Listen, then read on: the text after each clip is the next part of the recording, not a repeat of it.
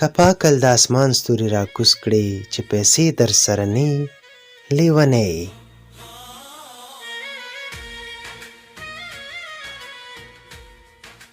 مینه والو السلام علیکم. د نصیب ناول 11مې برخې سره ستاسو په خدمت کې حاضر یم. هیله ده تر پایه مې ملتیا وکړئ. ساحل ډېرې لوړې ژورې ولیدې، بس خدای جل جلاله ورته لویه حوصله ورکړې وه. په یو نوي پلان یې پیل وکړ. هغه به هر سهار وختي ماشومانو ته لومړی دیني سبق، دوهم ساعت لیکلوس، دریم او څلورم ساعت د انګلیسي ژبې او کمپیوټر درس ورکاوه. بېوزلو ته به یې وړیا ښوونه کوله او شتمنو خلکو به په خپله خوښه فیس 200 او ځینو به ورته 300 افغانۍ ورکولې. همداسې په خپل زیار او کوښښ د ښکلي افغان تعلیم مرکز په نوم یو ښوونیز مرکز جوړ کړ.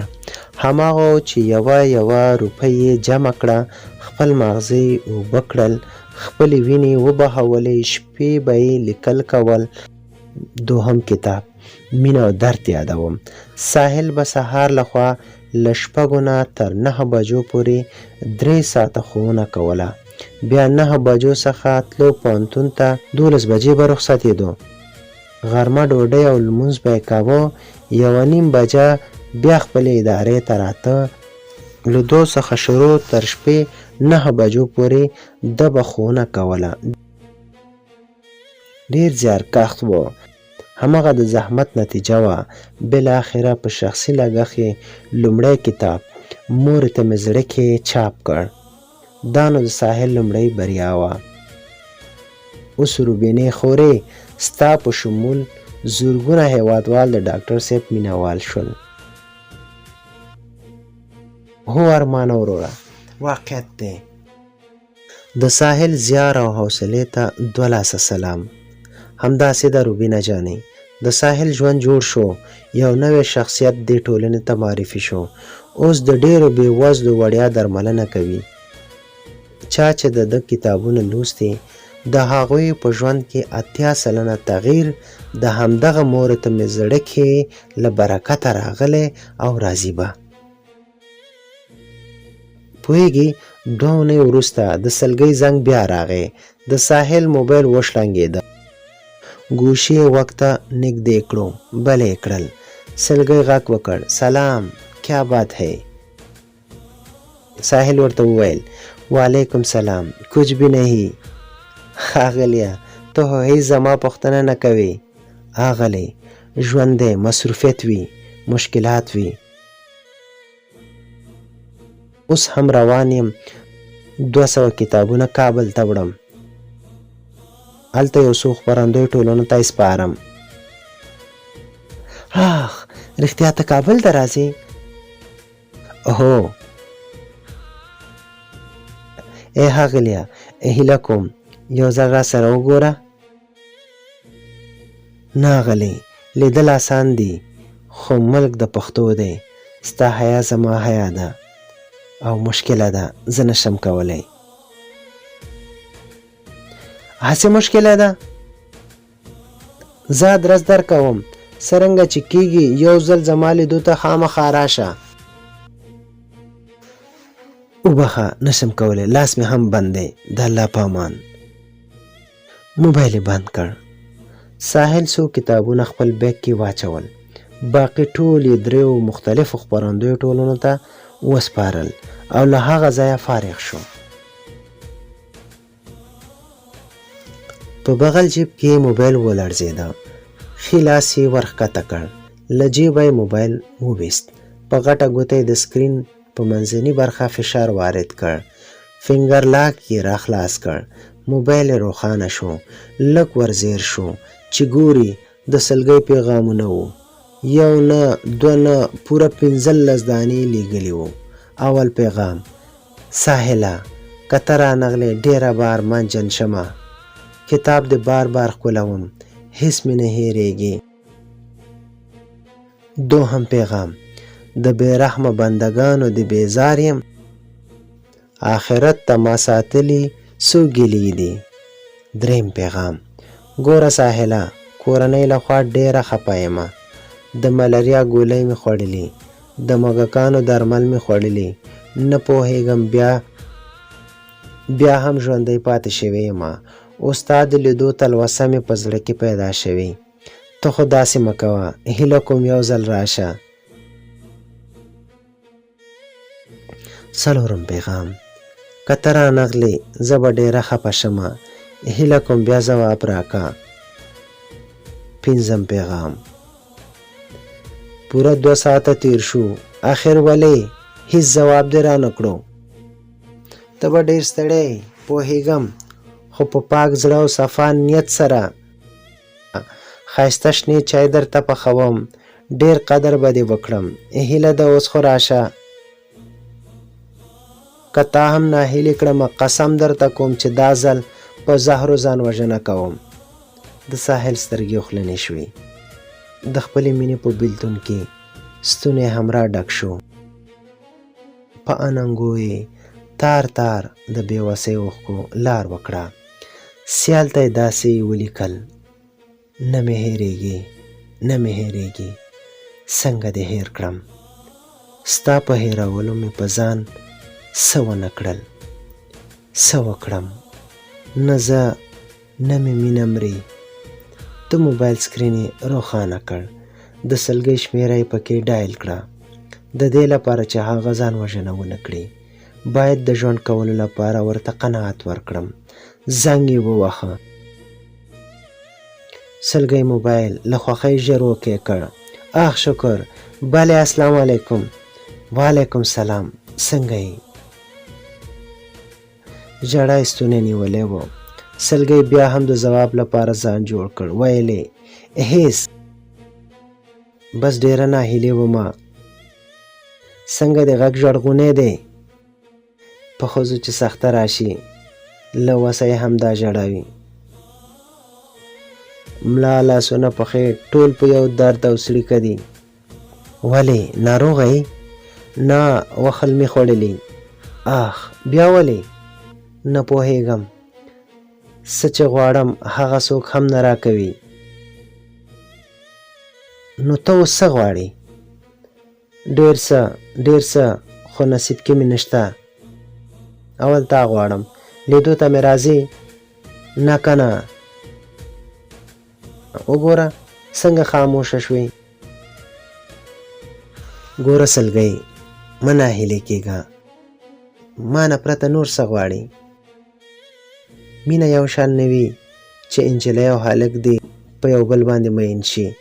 د مور مینه غواړم، د پلار، ورور او د خور مینه غواړم. دا مې حق دی، نو ولې رانه کرکه کوي دوی؟ لوړې زده کړې مې غوښتل، پلار او مشره خور مې اجازه نه راکوي. ښه نو وهل دې په څه خوړلي؟ نن مې وجود ډېر درد کاوه. تبه مې وه، سهارنۍ مې ناوخته تیار کړې وه.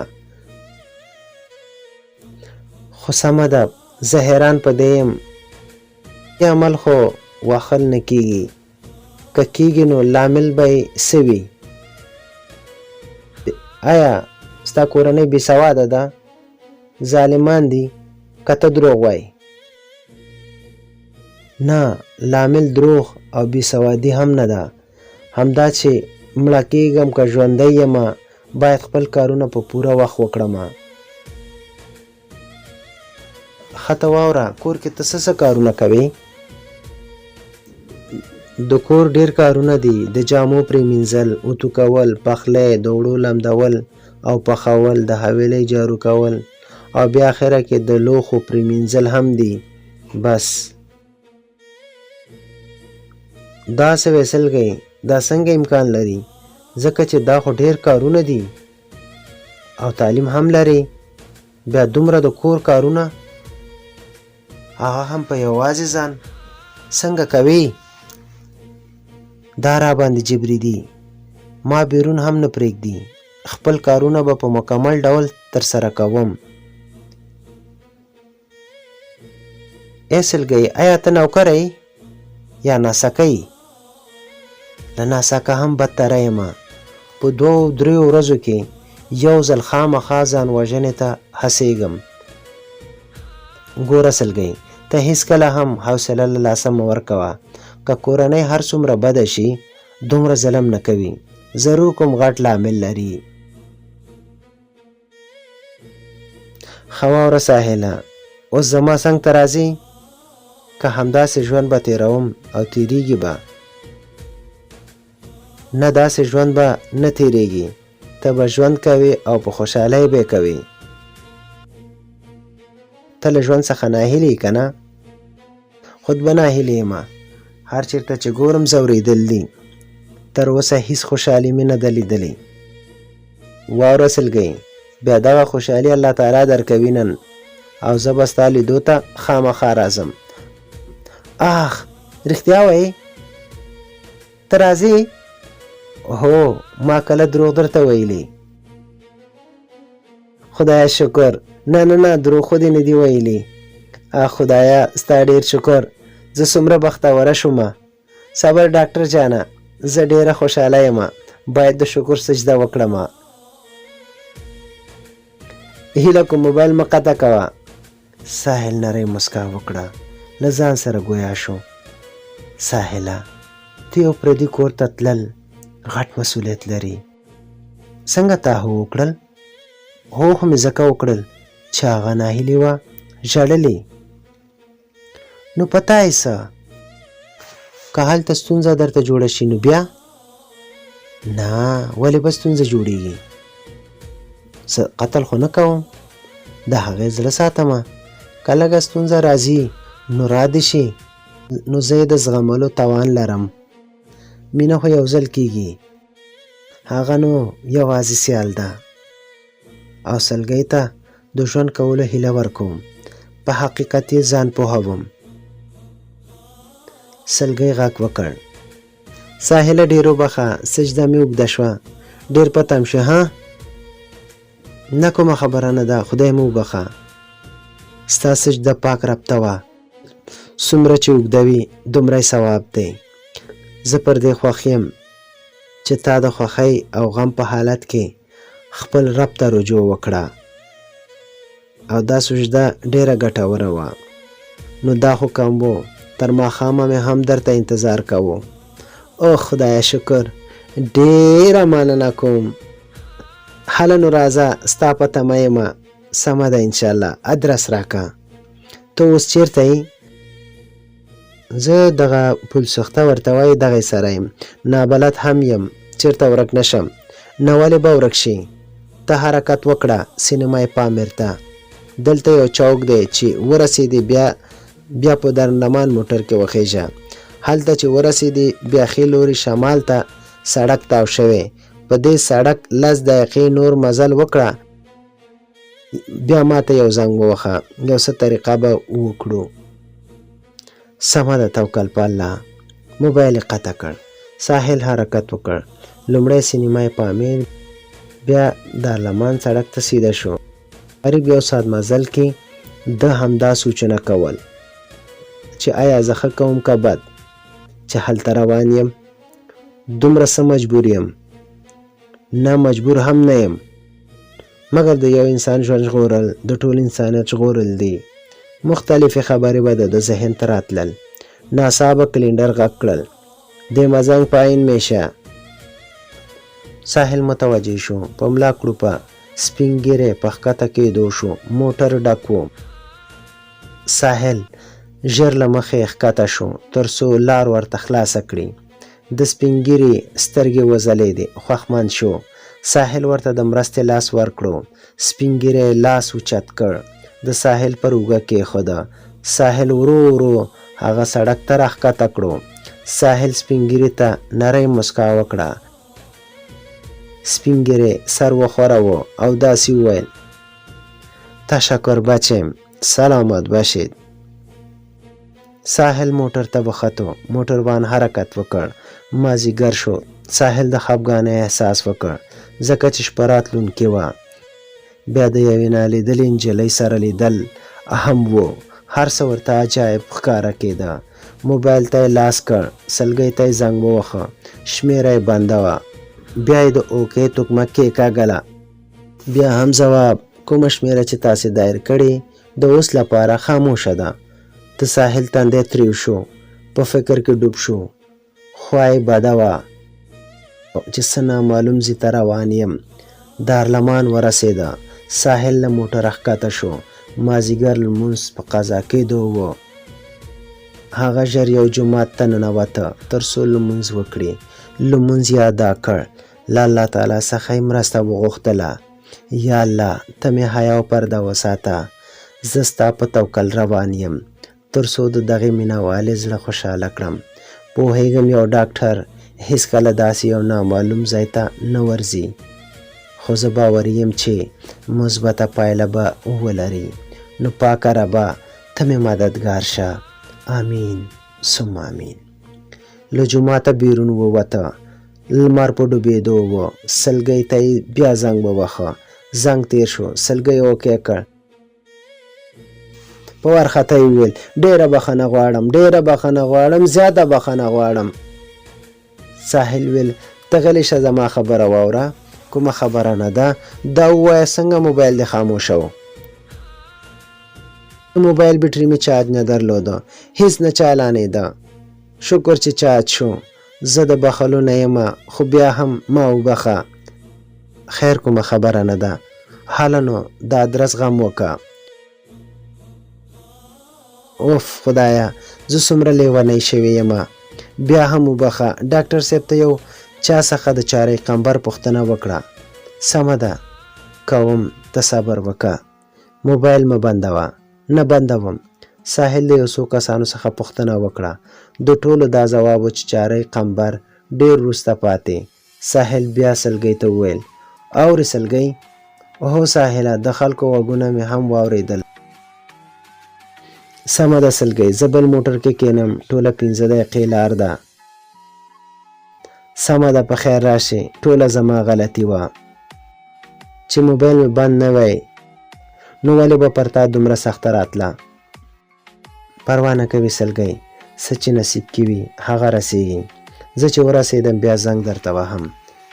سمه ده په خیر راشي. موبایل یې قطع کړ. شیبه وروسته سلګۍ زنګ ووهه. چیرته محترم؟ ساحل ځواب ورکړ چارې قمبر ته ورسېدم. سمه ده د سړک بلې غاړې ته واوړه، زه مخې ته درځم. ښه سمه ده. سلګۍ په وارخطا د 1 کیلومتر لار په څو دقیقو کې پیاده ووهله. له کوره پټه وتې وه. ځان ته ډېره خجالته وه ځکه چې د ډېر لرې سیمې څخه ساحل د ده لیدو ته روان دی. سلګۍ نږدې شوه. د چوک په لور روانه وه. زنګ یې بیا ووهه. ساحل ځواب کړ بلې چیرته یې ته؟ هغې وویلې زه نږدې شومه، چوک طرف ته روانه یم. او ته کوم خوا یې؟ زه د عمومي سړک ښې غاړې بغل ته. ښه اوس شمال لوري ته مخامخ وګوره، سیده سړک درته ښکاري؟ هو ښکاري راته. اوف خدایه اوف ومې لیدې. ساحل جانه ستا تور کوټ، سپین جامې او په غاړه کې تور بیک هم لرې که نه؟ همدا ته یې که نه؟ هو همدا زه یم. او ته مخامخ روانه، په سر دې سپین ټیکری، تور بالاپوش دې اچولی که نه؟ هو ګرانه همدا یم، زه یم. ساحل ځای پر ځای زیک ودرېده. سلګۍ له خوښۍ ناشنا منډه کړه او په 15 ثانیو کې د رسېدو سره سم سیده ورغاړې وته. ساحل یې کلک سینې پورې ونیوه. له مخ او تندي یې پرله پسې ښکل کړ. د ساحل زړه په درزا شو او ښي لوري ته مخامخ او شاته په ډک بازار کې د خلکو څېرو ته وکتلې. پوه شو چې هغه دوی ته حیران دریان ګوري. د ټولو په څېرو کې ښکارېدل چې گویا د هندي فلم کومه برخه ریکارډ کیږي. ساحل جټکه وخوړله. ژر یې سلګۍ ته وویل ویښه شه، ټول موږ ته ګوري، وجلې ویښه شه.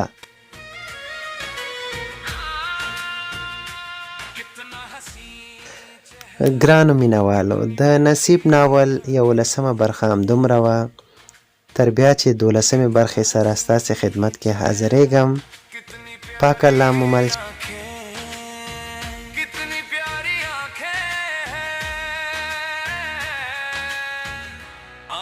से छलकता प्यार कुदरत ने बनाया होगा, फुर्सत से तुझे मेरे यार कुदरत ने बनाया होगा, फुर्सत से तुझे